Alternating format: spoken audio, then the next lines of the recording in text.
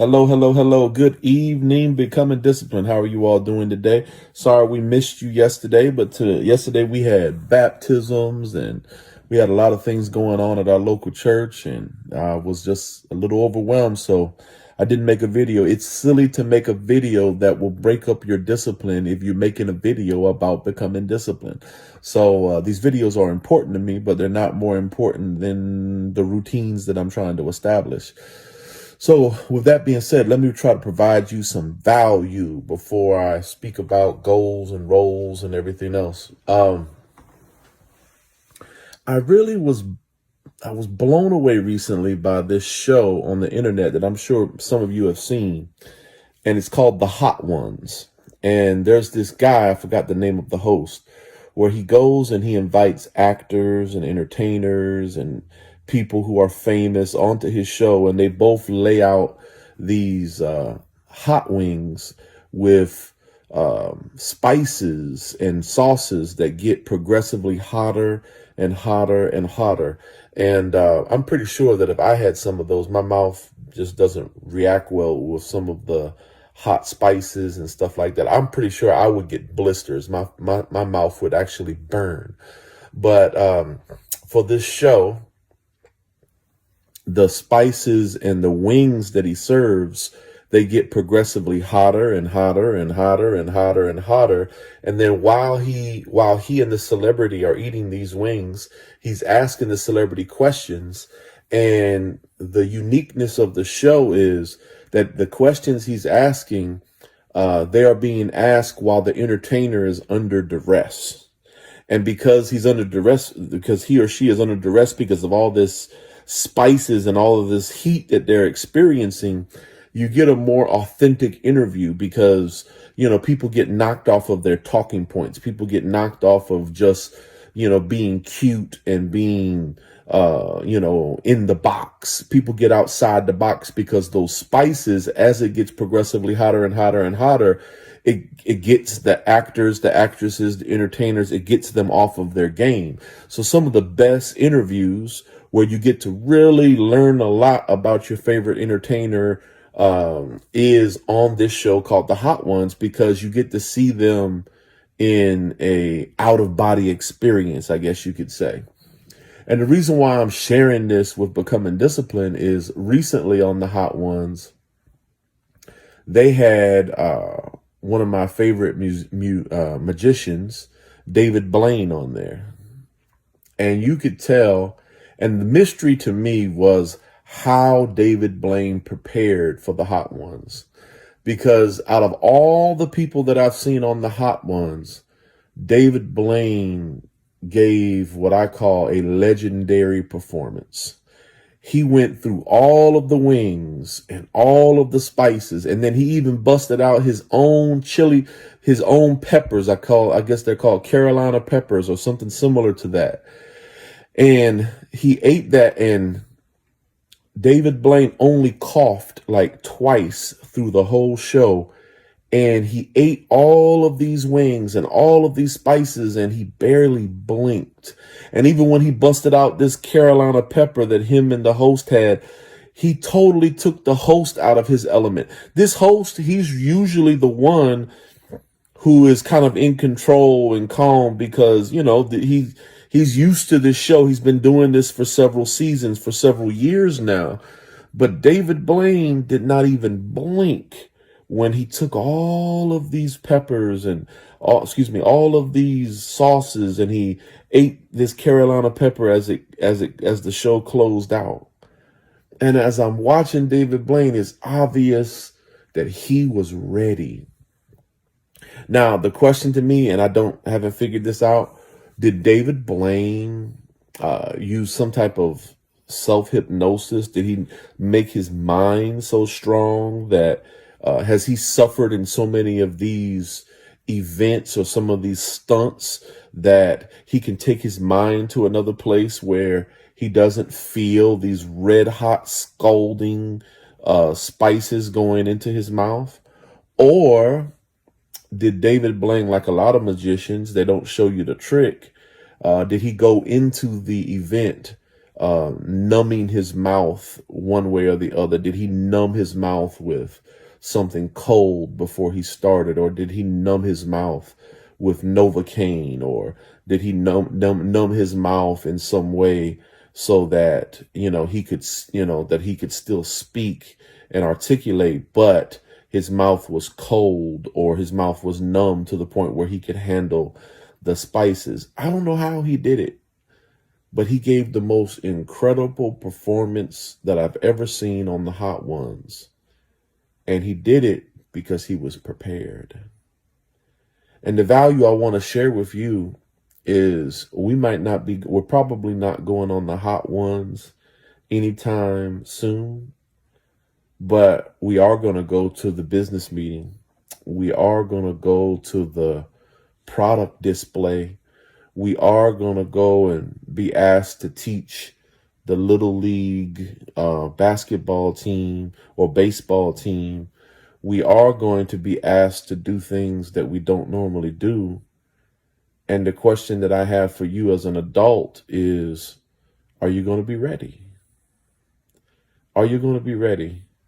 I recently got real frustrated because at the YMCA, they had this young kid who was coaching my daughters, and he just showed up goofy, where he was just goofballing all the way through it, and he wasn't paying attention, and you could tell that he even admitted to my kids, "Oh, I don't know anything about basketball, ha ha ha ha ha," and he kind of showed up, and he had he didn't know what he was doing. And in the internet age, it's really no excuse to ever show up and not know what you're doing. Because you can Google just about anything, especially basketball. You can Google just about anything so that you can be ready. There's a lot of entertainers, and there's a lot of people that I've seen on the Hot Ones who they showed up and they were totally not ready. And as a result of them not being ready for the Hot Ones, they damaged their brand. They went viral for the wrong reasons, because once they started eating those hot, spicy wings, their true personality came out. There's an actress that I love to death, and she went on to the Hot Ones show, and she showed her anus. She really acted up. I mean, her true character kind of really came out in that show. And, a lot of her fans never looked at her the same way again. See, we have an opportunity to prepare for the special events that occur in our lives. David Blaine really impressed me, because whether he just got his mind prepared, or whether he even took the time and was and he jerry-rigged it and, numbed his mouth. I don't know how he did it. That's the key to a great magician. I don't know how he did it, but David Blaine did it. He was prepared. And we may never go on the Hot Ones, but there's something that we're going to. There's some place where we're headed. There's some event where we're going to be out of our norm, but we still have an opportunity to prepare. The young kid who who was supposed to be teaching my kids basketball, he had an opportunity to prepare. He just thought that he could wing it. And that's what some of these celebrities do when they go on the Hot Ones. They're trying to wing it, pardon the pun, and they end up looking silly. The same thing is true of us with life. Are we ready? Are we doing what we can do to get ready? Theatrically, what inspired becoming disciplined, and what inspired what, I call myself jokingly the most undisciplined man in the world. But really what inspired me to try to become more disciplined from a theatrical standpoint is really two movies. One movie that some of you may be familiar with named Taken, and another movie called The Equalizer. Both of them older guys, fictitious guys. But I love both of those characters because they're not the youngest. They're not the toughest. They're not, you can tell even in the movie, they're not going to run the 50-yard dash. They're not going to be able to throw anyone over a car. But there's one thing that both the hero of Taken and the hero of The Equalizer have in common. The thing that they have in common is that they're ready. Both of them are prepared, and they're prepared for the worst case scenario. I want to be like that. That's my inspiration for this channel. When something happens, I want to be ready. And certainly if I know I'm supposed to be going to a meeting, if I know I'm supposed to be going to an event, and if I've had time to prepare, then I want to make the best use of that time.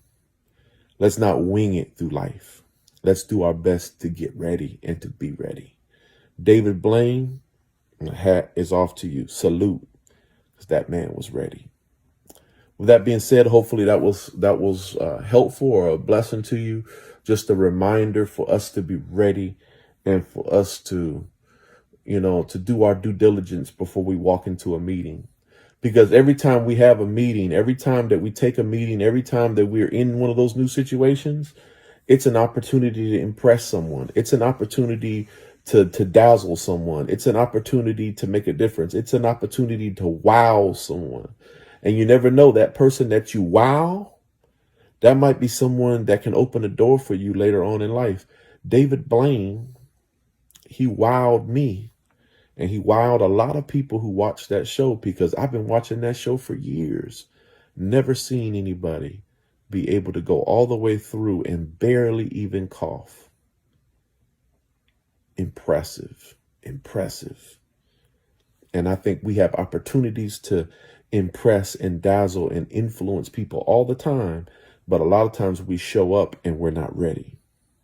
So that's all I have for today. Tomorrow I'm getting back into a regular routine because a lot of crazy things have been happening. Tomorrow we are back to the regular routine. The goal for tomorrow is 8.5 hours of focused work. And then guess what? I go right into, even though I'm a Christ follower, I still also acknowledge and I go through Yom Kippur. So I follow Yom Kippur as well, even though I'm a Christ follower. I'm not under the law, but I do it just because it's something that I feel led to do. So I'm not going to set any goals. My only goal tomorrow is 8.5 hours of focused work before sundown. Because once sundown occurs, I have to start a fast and I have to shut everything down. So my only goal tomorrow is to get up early and to get 8.5 hours worth of solid work for the 9 to 5 to get that done before sundown. That's my only goal for tomorrow. All right, y'all have a blessed one and y'all take care. I hope that I added some value to your life.